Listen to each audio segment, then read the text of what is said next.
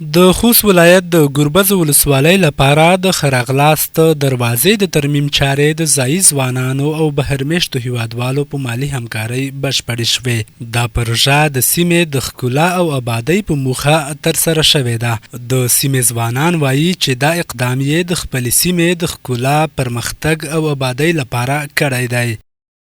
لکه څنګه چې تاسو داسې وینئ چې دغه یو ناوخته د دغې باوجود به ډېر کارونه تاسو نور به شهیدان اوسئ، نور به هم ووینئ، خو که خالي دومره وشي چې موږ او تاسو ټول په اتفاق اتحاد اوسو. شاته دروازه چې تاسو ګورئ دا فقط ساختمان نه دی بلکې د دې تر شا د ځوانانو احساس، یووالی او قوت پټ دی.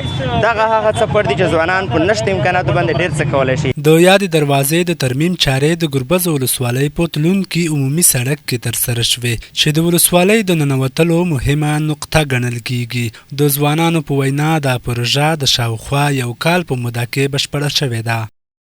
د بیلابیلو د سعودیا، دوبۍ، امریکا او نورو هیوادونو مسافرو په دې کې خپله مرسته کړې وه او نن الحمدلله د داسې یوې دروازې څښتنان شو چې موږ یې تصور هم نشو کولی.